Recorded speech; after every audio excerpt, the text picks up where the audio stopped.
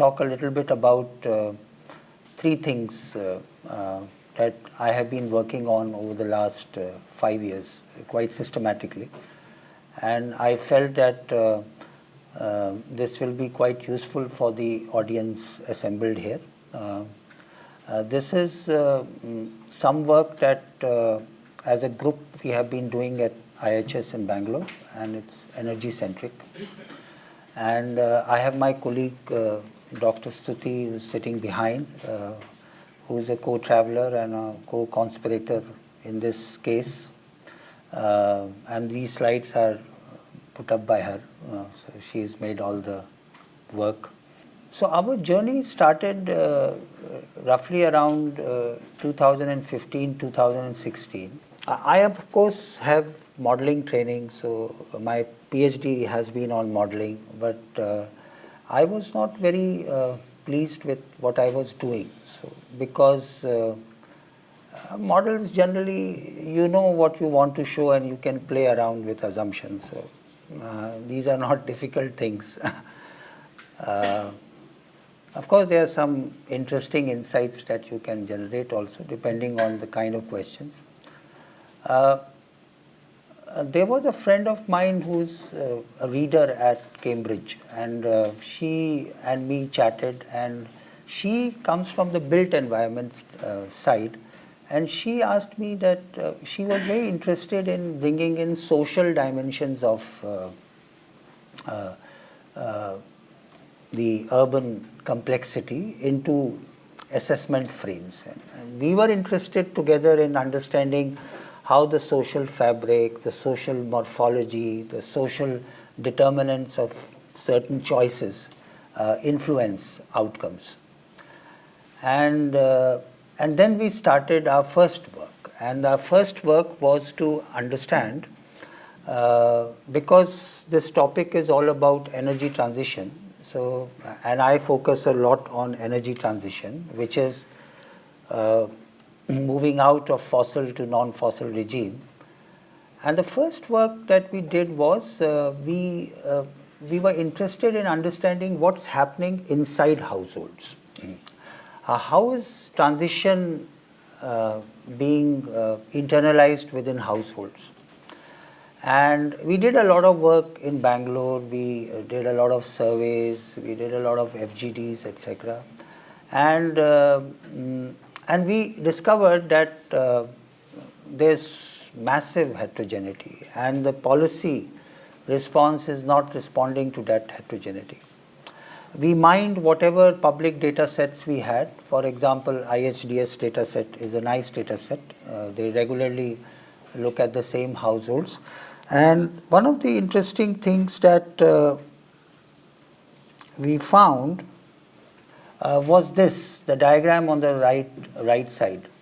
So we have this normal S-curve, quite evident in people must, I think, familiar with this, that there's a certain trajectory of uptake. So you can pick up any indicator on the on the x and y axis, but usually there is a period of slow uptake, then there is some amount of stability, some massive resurgence, and then finally you get stabilized. So what was observable, there were many things observable from the ground. So the starting points, of course, in this diagram for brevity we use 0. The starting point itself for many communities was different. And contrary to a normal expectation that we have just one S-curve, it was split. It was a range. So some people were just not coming on to the transition pathway because of many reasons.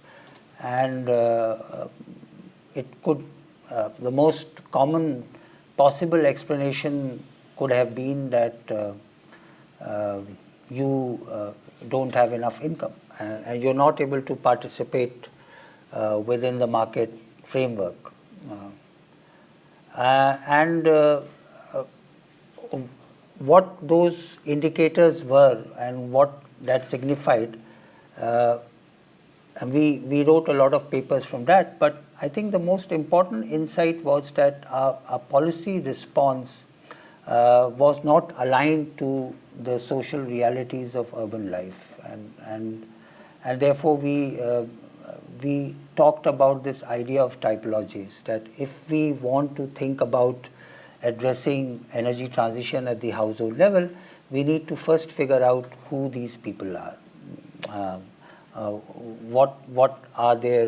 What's their asset base, what's their social base, what kind of social networks they are part of, and what kind of political networks they are part of.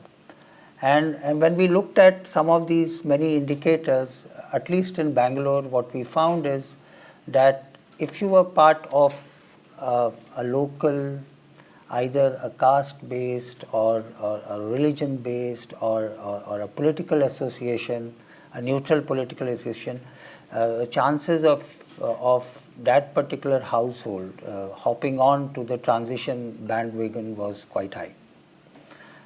So essentially, it can be programmed. It has to be thought about quite systematically, and it's an ongoing work. And we are still mining a lot of data and collecting a lot of data. A lot of it is Bangalore centric, so one can argue that it could be context specific. So that's the first thing that and as a researcher and as an important research question, I feel that we don't know enough what is in terms of what is happening inside households. And these 500 households we have been tracking for nearly 5 years now, these are low-income households. So essentially, they are like sub 10,000 per month or 8,000 per month income category. Many of them are living in formal settlements. Some of them are living in informal settlements, blue tent settlements, mix of that.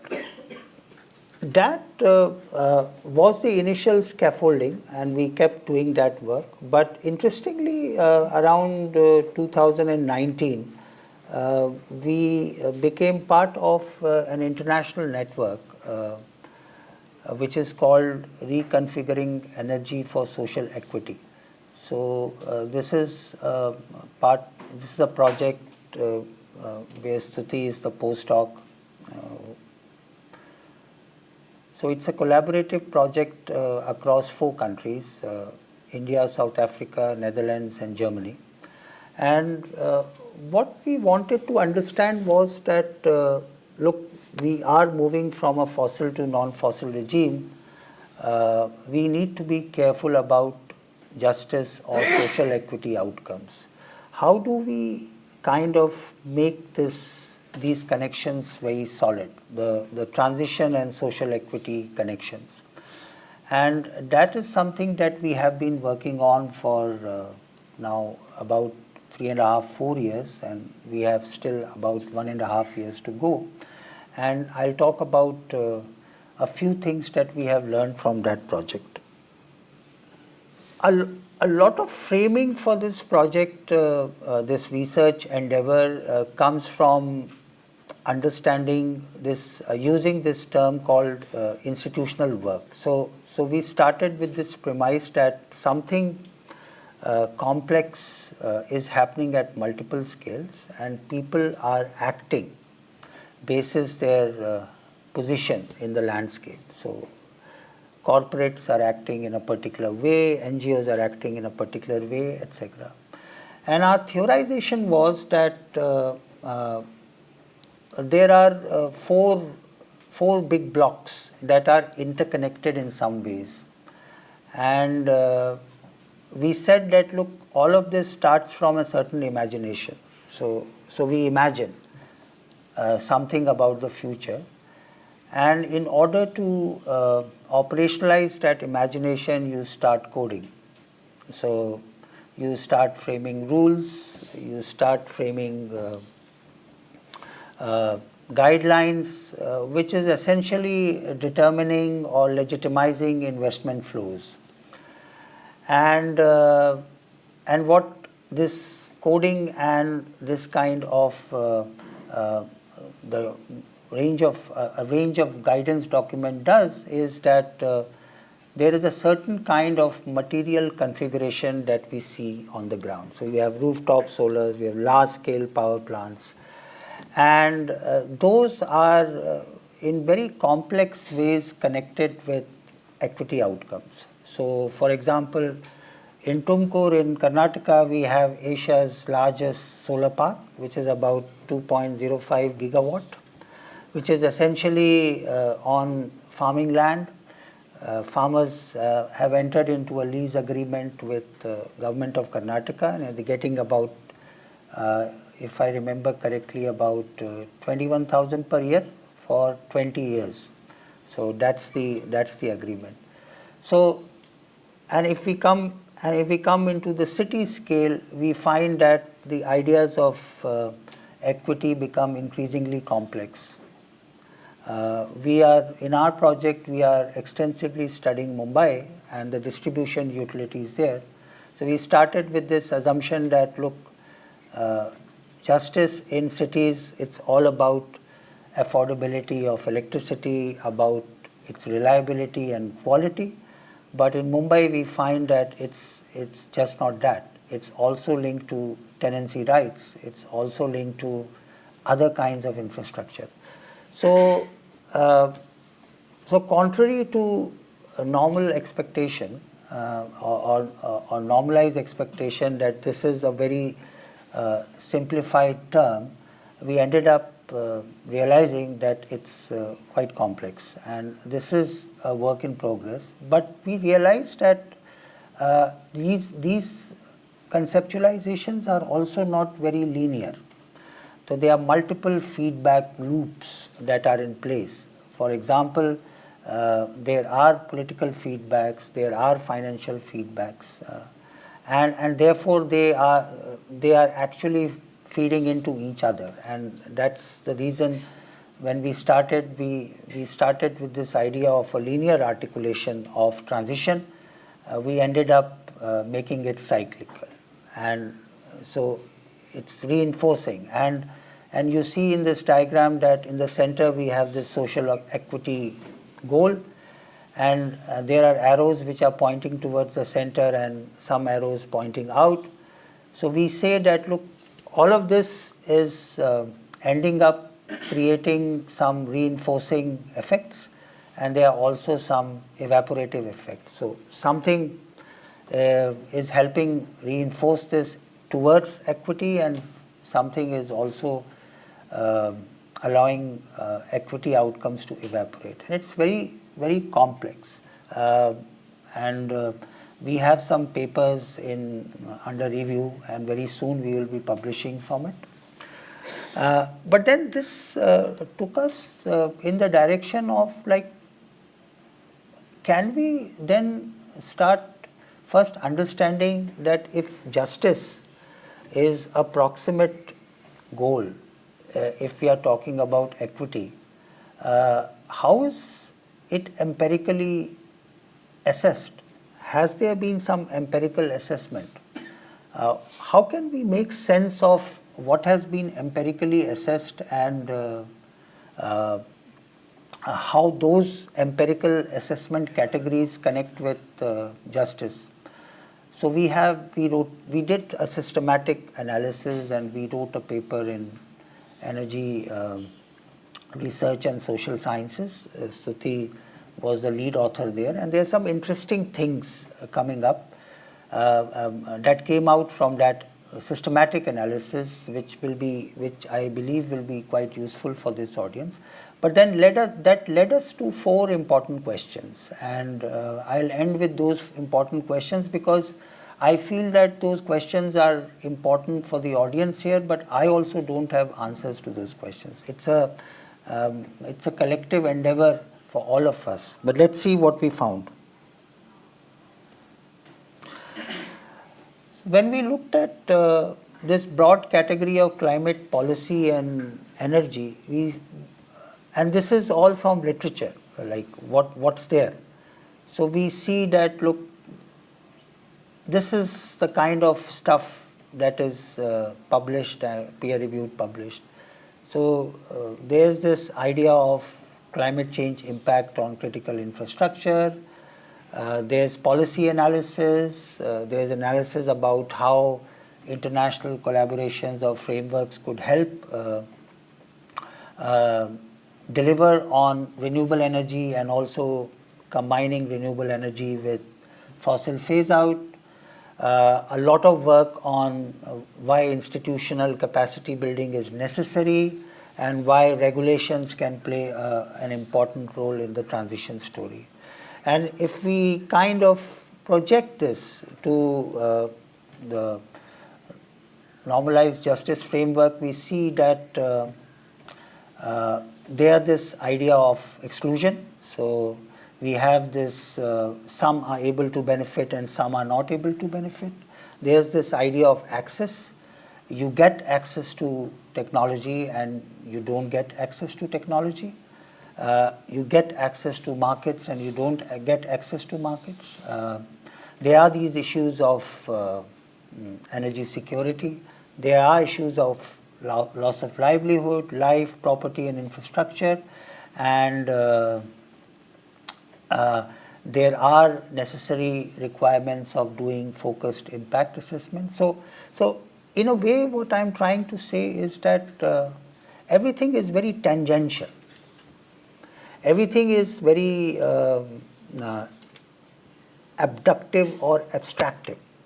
Nothing is direct. And what we try to say is that these things, justice should be at the core of transition policy. Equity should be at the core of transition policy. And we did this systematically, and we created about 12 or 14 categories in which research was getting published, policies were being made, but then everywhere justice was just tangential.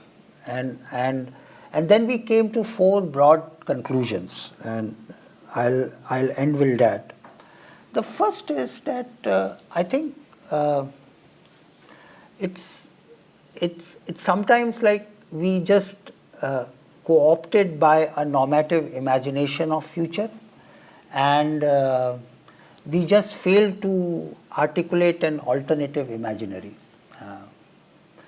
Unfortunately, the alternative imaginary in place is quite reductive.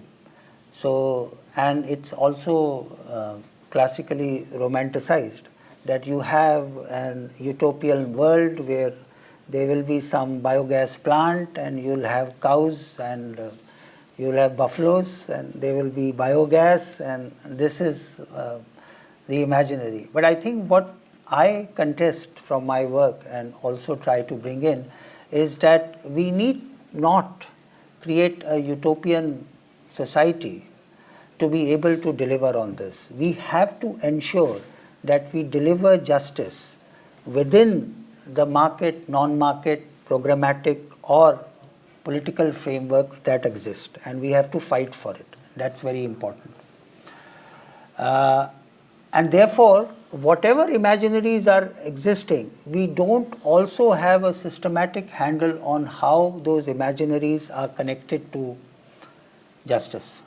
Of course, the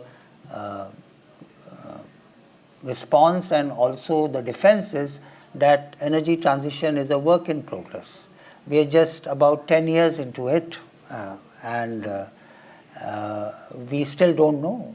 We have to observe, we have to measure, and only then we'll be able to see. But I think market is like 30 years ahead of what the normal realities are. They've already hedged. Some Indian entities are hedging on both sides. So they are building coal plants, so they have also invested in green hydrogen. So market is way ahead. And what happens is that vulnerability, marginalized people, communities, they are just off the table.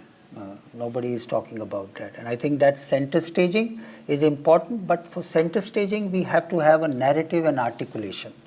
we have to have rigorous research to demonstrate that how justice gets translated into policy and how certain policy choices lead us to certain kind of outcomes. I think that articulation is still missing, robust articulation. Second is that I firmly believe that if we need to address justice, it has to happen through political channels. We have to bring political leadership into the conversations, and we have to have those open-ended, frank conversations. If we believe that we could take a chance with that. I think a lot of people have written about it. Navroz Dubash, for example, has written 2 volumes of books on power sector reforms on India, and each and every example, each and every state where the transition story is in place has been operationalized through political decision making. And but the decision making is very unilateral. We have to build consensus around a shared idea of the future, for which political actors are necessary. Third is that I think, and I touched upon this, there's nothing wrong in intervening at a local level, but there should be clearly established calculus of how that local connects with the macro. That calculus is very hidden. We don't know how investments, certain choices, and the subsidy regimes are circulating. And it should be all transparent. Calculations should be transparent, and we need that calculation. That's not available. All we see is an artifact, a physical material infrastructure. We don't know what the calculus is behind, and that needs to be articulated. When we looked at what empirical evidence, there was so much of writing on cooking stoves, air pollution, linked to cooking stoves, microgrids, but there was hardly any writing which connects the micro to the macro story. And most of the macro story was a projection of modeling assessments. And models, as you know, I don't know, I am aware of that community, everything is black box. Everything is black box. The social behavior doesn't translate into equations. Equations are so normative, they are just respecting laws of physics. I am not saying that laws of physics should be contested. I am saying that the social realities should reflect in those equations. So that doesn't happen. And I think the last thing which I'll end with is that what is emerging to be, and at least in the electricity sector, is this embeddedness, strong embeddedness of the idea of privatization.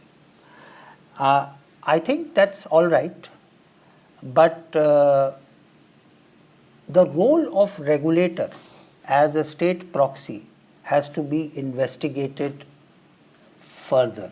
We have to have a very clear understanding of how state and the privatized regimes function. I think if you look at, I am writing a paper, so we mined about 800 judgments from the appellate tribunal of Karnataka State Electricity Regulatory Commission, and there's massive chaos. There's really massive chaos. People are absolutely not clear of how rules need to be translated. There is a private regime which is bemoaning the fact that I put in a lot of money and I'm not able to get returns on that. And on the other hand, state regulator is in